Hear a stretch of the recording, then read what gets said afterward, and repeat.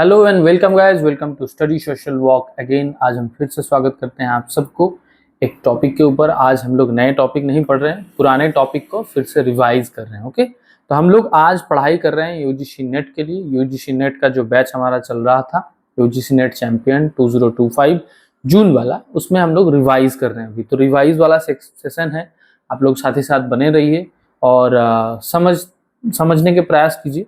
और जितने भी बच्चे दिसंबर के लिए प्रिपरेशन करना चाहते हैं, दिसंबर वाला बैच हमारा ऑलरेडी लॉन्च हो गया है, बस क्लास होना बाकी है। तो आप लोग जितने भी बच्चे इंटरेस्टेड हैं दिसंबर के लिए प्रिपरेशन के लिए, आप लोग ज्वाइन कर लीजिएगा। हमें नीचे दिए हुए नंबर पे आप मैसेज कर सकते हैं या व्हाट्सएप कर सकते हैं, या हमारे जो ऐप है उसको आप डाउनलोड करने के बाद डायरेक्टली वहां से भी कोर्स को परचेस कर सकते हैं। कोर्स को परचेस करने के पहले आपको कोड लगाना है SSD 2025। ये कोड लगाने के बाद आपको 500 का डिडक्शन मिल जाएगा अभी के लिए, ठीक है। तो ये आप लोगों के लिए एक बहुत ही अच्छा अपॉर्चुनिटी है, जल्दी से जल्दी ज्वाइन कर लीजिएगा ताकि आपका प्रिपरेशन थोड़ा लंबे टाइम के लिए चले और अच्छे से प्रिपरेशन हो जाए। और उसके अलावा हम लोग BSW MSW के लिए भी कोर्स कर रहे हैं। जो लोग इग्नू के बच्चे हैं, स्पेशली हम इग्नू के लिए अभी MSW बैच स्टार्ट हो गया है। तो जितने भी बच्चे आप लोग MSW कर रहे हैं या आपके अगर कोई भाई बंधु है जिनको रिक्वायरमेंट है, आप रेफर कर सकते हैं, या आप खुद अगर स्टूडेंट हैं तो आप भी ज्वाइन कर सकते हैं।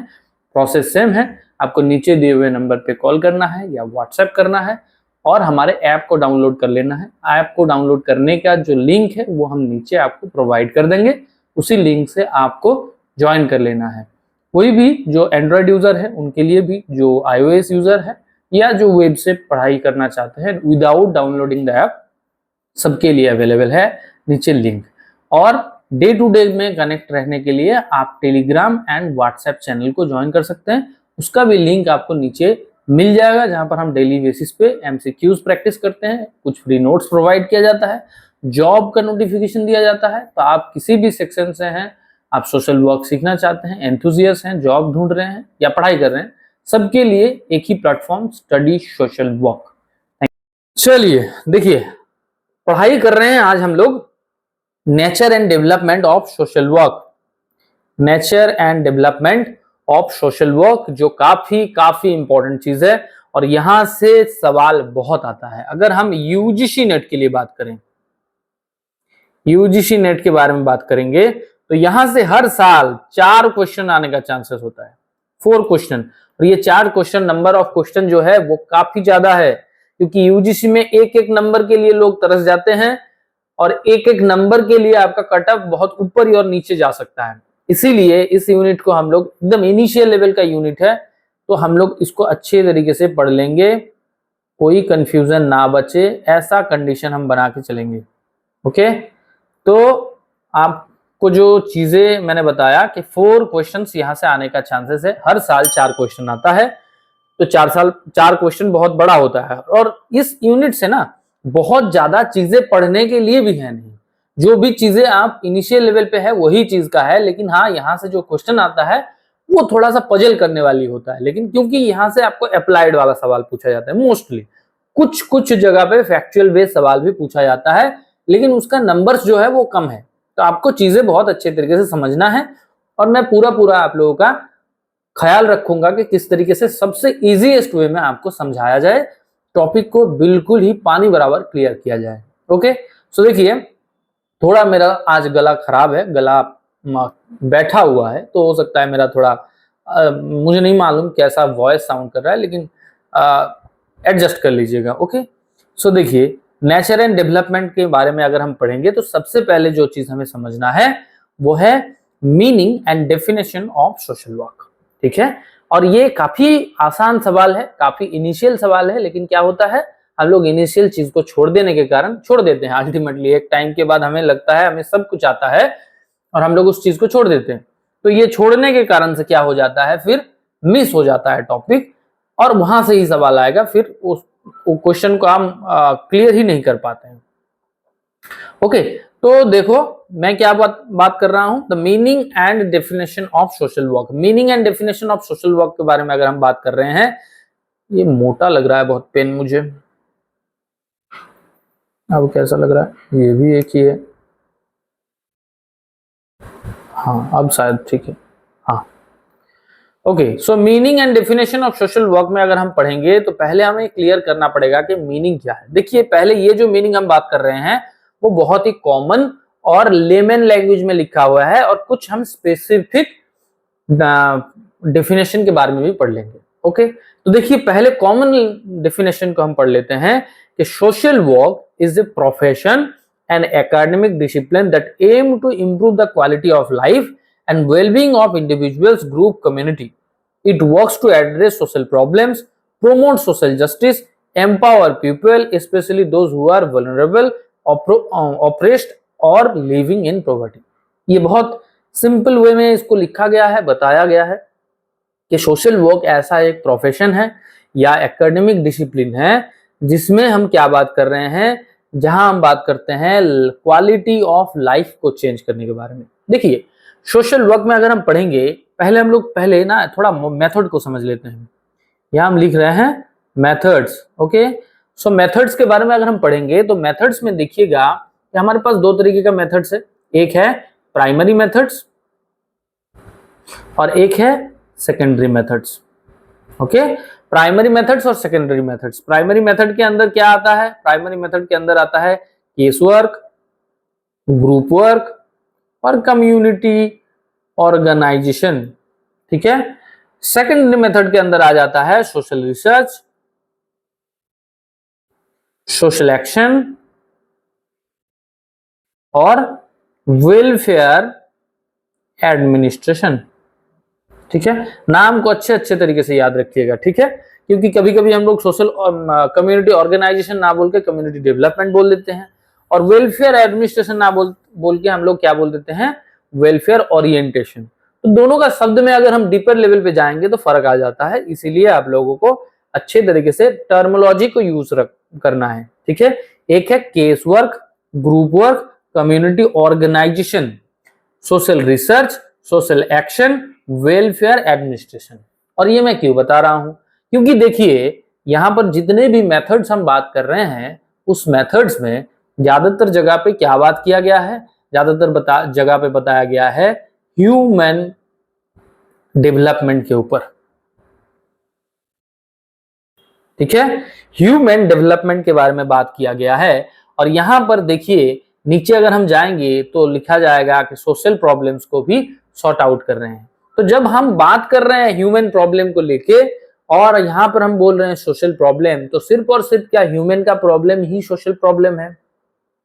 तो आंसर आएगा बिग नो। सिर्फ इंसान का प्रॉब्लम कैसे सोसाइटल प्रॉब्लम हो सकता है? इंसान के अलावा भी सोसाइटी में बहुत सारे चीज है और उन सारों चीजों का प्रॉब्लम को ही हम सोशल प्रॉब्लम बोल सकते हैं। लेकिन बात यह है कि जो सोसाइटी में प्रॉब्लम्स है, सोसाइटी में जो प्रॉब्लम्स है वो प्रॉब्लम्स क्रिएट किया गया है ह्यूमन के माध्यम से। कभी आप देखे हैं चिड़िया ने किसी प्रॉब्लम शुरू किया, सोसाइटल प्रॉब्लम? किसी पेड़ ने कोई सोसाइटल प्रॉब्लम क्रिएट किया? किसी सड़क ने कोई सोसाइटल प्रॉब्लम क्रिएट किया? किसी हाथी ने कोई सोसाइटल प्रॉब्लम क्रिएट किया? ऐसा नहीं होता है, क्योंकि सारे लोग, बाकी जितने भी लोग हैं या बाकी जितने भी एसेट्स हैं, सोसाइटल एसेट्स है ना, जंतु जानवर जो भी पक्षी, ये सारे चीजों का एक स्पेसिफिक रिक्वायरमेंट है और वही स्पेसिफिक रिक्वायरमेंट के अंदर वो लोग सोसाइटी में बड़े अच्छे तरीके से फिट हैं, है कि नहीं? है ना, चिड़िया का अपना रिक्वायरमेंट है, हाथी का अपना रिक्वायरमेंट है, और भी जितने भी जंतु जानवर और नॉन लिविंग थिंग्स भी है, सबका एक अलग अलग स्पेस है, अलग अलग रिक्वायरमेंट है और उसके आधार पे वो लोग जीवन यापन कर रहे हैं। लेकिन हम लोग जो बोलते हैं दुनिया के सर्वश्रेष्ठ उत्तम श्रेणी के जो चीज हैं इंसान, इनका कोई बाउंड्री नहीं होता है, और इनका बाउंड्री ना होने के कारण क्या करते रहते हैं हम लोग, सोसाइटल इशू क्रिएट करते रहते हैं। हम लोग बोलते हैं कि सिर्फ और सिर्फ जो हमारा बायोलॉजिकल नीड है या सोशियो इकोनॉमिक नीड है, यही सिर्फ और सिर्फ सफिशिएंट नहीं है, इसके अलावा भी there are lots of other needs, है ना, बहुत सारे अलग अलग तरीके का भी नीड्स है हमारे पास, और ये सारे नीड्स कौन क्रिएट कर रहा है? ह्यूमन क्रिएट कर रहा है। और इनका प्रॉब्लम ह्यूमन को ही झेलना पड़ेगा। साथ ही साथ ह्यूमन के साथ साथ बाकी जो भी सोसाइटल एसेट्स के मैंने बात किया वो सारे जगह पर भी ये प्रॉब्लम रेज होता है। लेकिन फिनोमिनली हम अगर चीजों को समझने के प्रयास करेंगे तो इंसान ने ही प्रॉब्लम को क्रिएट किया। Okay, so that is why societal issue जब भी हम सोशल वर्क में बोलेंगे तो ज्यादातर सोसाइटी का जो सोसाइटल इशू है वो ह्यूमन रिलेटेड होगा। Are you getting my point? आसान है। अब हम बात करते हैं थोड़ा आगे, डेफिनेशन को और आगे बढ़ाते हैं, चीजों को अच्छे तरीके से और समझने के प्रयास करते हैं। और ये क्या बोला जा रहा है कि सोशल वर्क एक ऐसा एकेडमिक डिसिप्लिन है, एक ऐसा प्रोफेशन है जो क्वालिटी ऑफ लाइफ को इंप्रूव करने का बात करता है। Quality of life, quality of life का मतलब क्या होता है? क्वालिटी ऑफ लाइफ का मतलब होता है कि हमें एक स्टैंडर्डाइजेशन दिया गया है कि हमारा जीवन यापन ऐसा होना चाहिए, लेकिन अनफॉर्चुनेटली बहुत सारे लोग, बहुत सारे इंसान उस लाइफ को रीच नहीं कर पाते। जैसे मान के चलिए क्वालिटी ऑफ लाइफ का मतलब यह है कि आप हेल्दी खाना खाएं, आपके पास एक छत होना चाहिए, आपके पास कपड़ा होना चाहिए, आपके पास बाकी सारे फैसिलिटीज जैसे एजुकेशन, हेल्थ, ये सारे फैसिलिटीज अवेल होना चाहिए। अगर हम सब लोग ये चीज को अवेल कर पाते, ये सारे फैसिलिटीज को रीच कर पाते, तो आपको रास्ते में, सड़क में पड़े हुए लोग नहीं दिखता, आपको ऐसे बहुत सारे लोग बीमारी में जूझता हुआ नहीं दिखता, क्योंकि वो लोग वो सारे सर्विस को या वो सारे सुविधा को अवेल नहीं कर पा रहे हैं। And that is why we are lacking quality of life.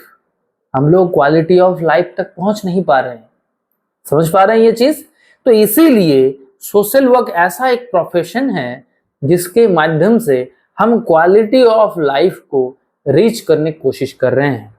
अब आपके मन में ये सवाल आ सकता है कि सर जो आप क्वालिटी ऑफ लाइफ का बात आप कर रहे हैं वो तो डिपेंड करता है रिसोर्सेस के ऊपर।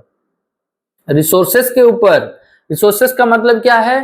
पैसा। आपके पास पैसा होगा तो आप अच्छा हॉस्पिटल में चले जाएंगे, आपके पास पैसा होगा तो आपके बच्चे अच्छे स्कूल में चले जाएंगे, आपके पास पैसा होगा तो आप कपड़ा खरीद के पहन सकते हैं। अगर नहीं है तो आपको किस तरीके से आपको क्वालिटी ऑफ लाइफ मेंटेन करेंगे? बात यहीं पर आ जाता है कि एक सोशल वर्कर का यही काम होता है कि रिसोर्सेस का अरेंजमेंट करना, रिसोर्सेस का मोबिलाइजेशन करना और लोगों को ये सारे चीज अवेल करवा के देना। इसका मतलब लोगों को कैपेबल बनाना और लोगों को ट्रेन करना, लोगों को अवेयर करना और बहुत सारे जो अलग अलग सर्विसेज हैं उन सारे सर्विसेज को एकत्रित करके जोड़ के लोगों तक पहुंचाना। तो that is why it is called quality of life. Okay, अब हम बात करते हैं कि ये जो स्ट्रीम है वो कहां तक पहुंच रहा है। ये सिर्फ और सिर्फ इंडिविजुअल लेवल पे हम बात नहीं कर रहे हैं, क्योंकि हमने थोड़ी देर पहले मेथड्स के बारे में बात किया, जहां पर प्राइमरी मेथड्स के अंदर हमने देखा केस वर्क है। केस वर्क का मतलब इंडिविजुअल टू इंडिविजुअल, इसका मतलब 1 to 1, एक जने दूसरे जने के साथ बात कर रहे हैं। एक सोशल वर्कर एक जने कोई प्रॉब्लम के अंदर है, उनका प्रॉब्लम सॉल्व कर रहे हैं, तो ये होता है 1 to 1। लेकिन सिर्फ और सिर्फ सोशल वर्क 1 to 1 में लिमिटेड नहीं है, इसीलिए इंडिविजुअल्स, ग्रुप्स, कम्युनिटी सबके पास पहुंचना है। ओके, और क्या है? It's work to address social problems, promote social justice, empower people, especially those who are vulnerable, oppressed or living in poverty। देखिए इसके बारे में ऑलरेडी मैंने बात कर लिया कि सोसाइटल प्रॉब्लम्स जो भी है उसको सॉल्व करना है, साथ ही साथ सोशल जस्टिस को प्रमोट करना है। सोशल जस्टिस को अगर प्रमोट करने की अगर बात करेंगे तो इसका मतलब है कि एक ऐसा बैलेंस बनाना जिस बैलेंस के अंदर ट्रांसपेरेंसी हो, इक्वलिटी हो और अपॉर्चुनिटी हो। Are you getting my point? हम लोगों ने काफी अच्छे तरीके से सोशल जस्टिस के ऊपर क्लास किया था। अगर आप लोगों में से कोई भी वो क्लास को अटेंड किया है या उसको पढ़ाई किया है बाद में, तो आप लोगों को याद होगा social justice is not just only कि आप ट्रांसपेरेंस सर्विस प्रोवाइड कर दी है, या सिर्फ और सिर्फ इक्वलिटी को डेवलप कर रहे हैं, या अपॉर्चुनिटी का सही से डिस्ट्रीब्यूशन कर रहे हैं। ये सारे चीजों का एकत्रित मेल बंधन अगर होगा तभी जाके सोशल जस्टिस को हम प्रमोट कर पाएंगे। ओके, तो इसीलिए सोशल जस्टिस को प्रमोट करना, सिर्फ और सिर्फ इक्वलिटी को प्रमोट करना, या सिर्फ और सिर्फ ट्रांसपेरेंसी को प्रमोट करना, या राइट के बारे में बताना, या अपॉर्चुनिटी के बारे में बताना, सिर्फ ये काफी नहीं है। ये सारे चीजों का जब हम एक साथ करके एज पर द नीड करेंगे तब जाके हम सोशल जस्टिस को प्रमोट कर पाएंगे। ओके, तो this is what is social work का मीनिंग। ठीक है ना, ये सोशल वर्क का मीनिंग है और ये बहुत ही लेमन लैंग्वेज में है, इसमें बहुत ज्यादा कॉम्प्लिकेशन नहीं है। हाँ, आपका सर थोड़ा सा उल्टा दिमाग का है, इसीलिए इसको बहुत डिटेल में समझा दिया, लेकिन इसको बहुत ज्यादा डिटेल में कुछ है नहीं इसके अंदर। ठीक है, बस मैं तो कोशिश किया कि आप लोगों के पास सोशल वर्क रिलेटेड कॉन्सेप्ट बहुत क्लियर हो जाए, क्योंकि इसी कॉन्सेप्ट के अगल बगल में बहुत क्वेश्चन बन जाता है। तो ये कॉन्सेप्ट आपके पास क्लियर हो जाएगा तो आप उस क्वेश्चन से डरेंगे नहीं और उस क्वेश्चन को आप हंस हंस के अच्छे तरीके से अटेम्प्ट भी कर देंगे। ठीक है ना, इसीलिए मैं इसको समझाया। आप मेरे को ये बताइए, सोशल वर्क रिलेटेड जो भी डेफिनेशन मैंने अभी आपको बताया, ये सारे चीज क्लियर हुआ कि नहीं?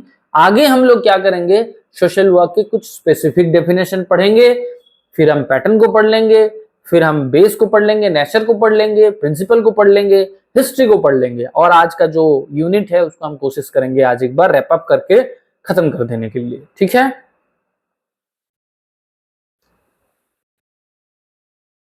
समझ में आ गया तो मेरे को इन्फॉर्म कीजिए।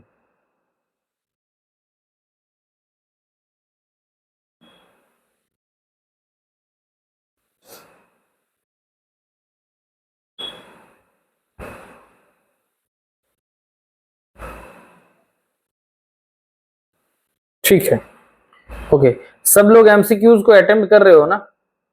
एमसीक्यू कंटिन्यूअसली अटेम्प्ट करते रहना है। अभी एग्जाम के पहले पहले हम लोग जब भी रिवीजन क्लास करेंगे तो आप लोग इस तरीके से पैटर्न को बना लीजिए अपना, जब भी जो क्लास होगा उसी दिन उस टॉपिक को तुरंत आपके जो भी यूनिट है उसको एक बार पढ़ के क्लियर कर लेना। क्योंकि जब भी हम लोग पढ़ेंगे, या आप ये भी कर सकते हैं कि जैसे मान के चलिए आज हमने फर्स्ट चैप्टर पढ़ लिया तो नेक्स्ट डे हमारा दूसरा चैप्टर होगा, तो आप दूसरे चैप्टर को एक बार पहले पढ़ लीजिए, और पढ़ते पढ़ते अगर कोई भी कंफ्यूजन होगा तो उसको मार्क आउट करके रखिए, या उस यूनिट के कोई अगर क्वेश्चन है जिसमें आपको कंफ्यूजन है उसको भी मार्क आउट करते रहिए। ठीक है, उस हिसाब से चलते रहिएगा, जल्दी भी होगा, इजी भी होगा और कंप्लीट हो पाएगा तभी जाके।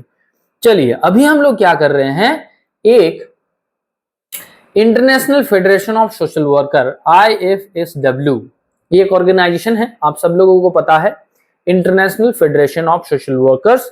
एंड इस फेडरेशन के अंदर बहुत सारे चीजों का रिसर्च किया जाता है, मोस्टली रिसर्च रिलेटेड चीजों के ऊपर काम किया जाता है, जहां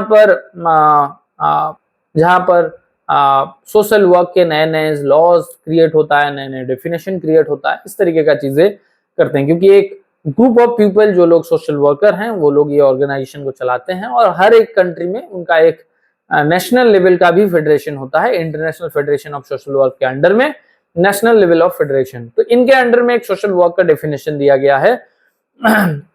देखो, दो ऑर्गेनाइजेशन है, एक है international federation of social worker, ये वाला, और दूसरा है the international association of social school of social worker, IASSW। ठीक है, इन लोगों ने एक ग्लोबल स्टैंडर्ड बनाया। देखिए, इन लोगों का जो डेफिनेशन होता है वो डेफिनेशन ग्लोबली होता है। क्यों ग्लोबली होता है? क्योंकि यहाँ पर अलग अलग कंट्री से अलग अलग लोगों का कनेक्शन होता है, अलग अलग लोगों को लेके, या अलग अलग कंट्री के जो एक्सपर्ट्स हैं, है ना, जो एक्सपर्ट्स हैं उन लोगों को लेके एक फोरम बनाया गया है। अब क्या होता है कि एक कंट्री का सोशल वर्क के पर्सपेक्टिव दूसरे कंट्री से अलग हो जाता है। हमारे इंडिया में जो नीड होगा, साउथ अफ्रीका वो नीड नहीं हो सकता है, वो अलग भी हो सकता है, या अमेरिका में उसी तरीके का नीड नहीं भी हो सकता है। तो as per the need, as per the background, थोड़ा डेफिनेशन का चेंजेस आ जाता है। लेकिन इसीलिए ये लोग क्या करते हैं, जो भी डेफिनेशन बनाता है वो ऑलमोस्ट एक स्टैंडर्ड मतलब एक स्टैंडर्डाइजेशन को डेवलप करती है, कि भाई हर एक कंट्री में इस डेफिनेशन को यूटिलाइज किया जाए, या जो भी ब्लॉग्स एंड आर्टिकल्स यहाँ से रिलीज होता है वो लोग कोशिश करते हैं कि ग्लोबल लेवल पे उसको डेवलप किया जाए। वो कोई पर्टिकुलर रीजन या पर्टिकुलर कंट्री में ही सिर्फ अप्लाई हो, ऐसा नहीं है, ठीक है। चलिए इसका हम डेफिनेशन पढ़ते हैं। Social work is A practice based profession and an academic discipline that promotes social change and development, social cohesion, and empowerment and liberation of people. Principle of social justice, human right, collective responsibility, and respect for diversities are central of the work undeprived by the theories of social work, social science, humanities, and indigenous knowledge. Social work engage people and structure to address life challenges and in enhance wellbeing. देखिए इन लोगों का जो definition है बहुत broad है और बहुत easy है। मतलब जब भी डेफिनेशन छोटा हो जाता है ना, उस डेफिनेशन के अंदर बहुत सारे चीज होता है जिसको आपको निकाल के समझना होता है, लेकिन जब आपका डेफिनेशन बड़ा हो जाता है तो वहां स्कोप होता है चीज को इलाबोरेट करने का। तो यहाँ पर देखिए सेम चीज यहाँ पर भी हुआ है कि आपका जो डेफिनेशन दिया हुआ है वो डेफिनेशन बहुत ही इजीएस्ट वे में और इलाबोरेटिव मोड में दिया हुआ है। यहां पर क्या बताया गया है, पहली लाइन पे बताया गया है कि social work is A practice based profession and academic discipline that promotes social change and development, social cohesion and empowerment and liberation of people. इसमें देखिए सब सेग्रीगेट कर दिया कि आपका सोशल वर्क का हम जो बात कर रहे हैं वो कहां कहां पर अप्लाई हो रहा है।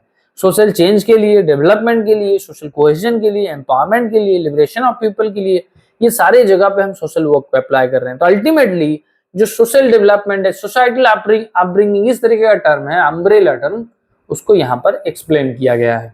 और क्या किया गया है, principle of social justice, human right, collective responsibilities and respect for diversities are central for social work underpinned by the theories of social work and sciences. यहाँ पर जो बात किया गया है कि हम जो भी काम कर रहे हैं सोशल वर्क के अंदर, जो भी काम कर रहे हैं, जो हम सोशल जस्टिस के बात करते हैं, ह्यूमन राइट के बात करते हैं, कलेक्टिव रिस्पॉन्सिबिलिटी एंड रिस्पॉन्स, ये सारे चीजों के ऊपर बात करते हैं, तो ये सिर्फ हम बात नहीं कर रहे हैं, इसको हम साइंटिफिक अप्रोच में करते हैं। देखिए बात करना और साइंटिफिक अप्रोच में करना, या काम करना साइंटिफिक अप्रोच में काम करना, दोनों में फर्क है। क्या है अच्छे तरीके से समझिए। थोड़ा खाली जगह ढूंढ लेता हूं, हाँ यहाँ ठीक है। तो देखिए एक होता है कि हम काम कर रहे हैं तो हम वर्क को डन कर रहे हैं, है ना, और एक जगह हम क्या कर रहे हैं, साइंटिफिक वे में डन कर रहे हैं। दोनों में फर्क क्या है, काम को जब किया जाता है नॉर्मल वे में तो वो क्या हो जाता है, वहां पर हमें सिर्फ निपटाना होता है, कंप्लीट करना होता है। जो हमें कोई एक पर्टिकुलर जगह पे कंक्लूजन में आना है, वहां पर वो कंक्लूजन राइट है कि रॉन्ग है वो हमें देखने का जरूरत नहीं होता है। अल्टीमेटली हमें कंक्लूजन में आना होता है। और जब हम साइंटिफिक वे में कंप्लीट करने की कोशिश करते हैं तो इसका मतलब हमें एविडेंस बेस्ड काम करना होता है। एविडेंस बेस्ड काम करना होता है। एविडेंस बेस्ड का काम करने का मतलब ये होता है कि हम जो भी बात कर रहे हैं, जो भी हम बात बोल रहे हैं, वो टेस्टेड हो, वो प्रूवन हो। वो हम सिर्फ हवा में नहीं बात कर रहे हैं, उसके पीछे कोई लॉजिक हो, उसके पीछे कोई एविडेंस हो, उसके पीछे कोई हमारे पास ऐसा व्यू हो जिसके ऊपर हम ये चीज बार बार प्रूव कर सके। तो ये कॉम्प्लिकेटेड है, जो हम साइंटिफिक वे में हम बात कर रहे हैं वो कॉम्प्लिकेटेड है। और इसमें क्या होता है, उसमें बार बार जो रिजल्ट आता है वो रिपीटेडली सेम आता है। क्यों? क्योंकि हम पर्टिकुलरली एक पैटर्न के अंदर काम कर रहे हैं। जैसे हम रिसर्च करते हैं तो रिसर्च करने के टाइम हमारे पास एक प्रोसेस दिया हुआ है जो हम लोगों ने लास्ट वीक पढ़ा। तो उस प्रोसेस के अंदर जब हम काम करेंगे तो उसमें क्या होता है, जो रिजल्ट आएगा वो रिजल्ट सेम आएगा बार बार, है ना। तो इसीलिए यहाँ पर भी बात किया गया है कि हम जो बात कर रहे हैं, सोशल जस्टिस हो, कलेक्टिव रिस्पॉन्सिबिलिटीज, ह्यूमन राइट, लोगों को, अंडर प्रिविलेज लोगों को अपब्रिंग करना, सोसाइटल डेवलप करना, ये सिर्फ और सिर्फ हम बात को ऊपर बात नहीं कर रहे हैं, ये हम क्या कर रहे हैं, ये हम साइंटिफिक वे में कर रहे हैं। इसका मतलब हमारे पास लॉजिक, तर्क, एविडेंस, उसके ऊपर हम काम करते हैं, टेस्टेड वे में काम करते हैं। और ये टेस्टेड वे में काम करने का जो लॉजिक है, क्यों हम कर रहे हैं टेस्टेड वे में, वो है सस्टेनेबिलिटी। क्या है? सस्टेनेबिलिटी। सस्टेनेबिलिटी का मतलब लॉन्ग टर्म काम हो, लॉन्ग टर्म। कि आज जो हम काम कर रहे हैं ऐसा नहीं है कि हम जो काम छोड़ देंगे तो वो काम खत्म हो जाएगा। सस्टेनेबिलिटी के ऊपर डिपेंड करके हम जब काम करते हैं तो उसका मतलब होता है कि हम रहे या ना रहे हमारा काम रहेगा। ओके, थोड़ा फिल्मी डायलॉग हो गया लेकिन ये सच है कि हम रहे या ना रहे हमारा काम रहना चाहिए, तो काम होना चाहिए। तो साइंटिफिक वे में जो अब हम काम करते हैं तो ऐसा लॉजिक लगाते हैं या ऐसा पैटर्न के अंदर काम होता है कि वो लॉन्ग टर्म काम आ पाए। हम किसी को भी सिर्फ और सिर्फ सोशल सर्विस के माध्यम से हेल्प नहीं कर रहे हैं, हम एक पर्टिकुलर साइंटिफिक ट्यून में जाके उनको स्किल डेवलपमेंट के माध्यम से या जो भी प्रॉब्लम्स है उसको रूट से निकाल के प्रॉब्लम को सॉर्ट कर रहे हैं। तो that is why it is sustainable. Okay, यही है बात जो हमें IFSW या IASSW के अंडर दिया गया है। तो हम 2 डेफिनेशन पढ़ लिए, अभी और डेफिनेशन नहीं पढ़ेंगे क्योंकि ये एक हमारा रिवीजन क्लास है, ये ऑलरेडी हमने सब कुछ पढ़ लिया था।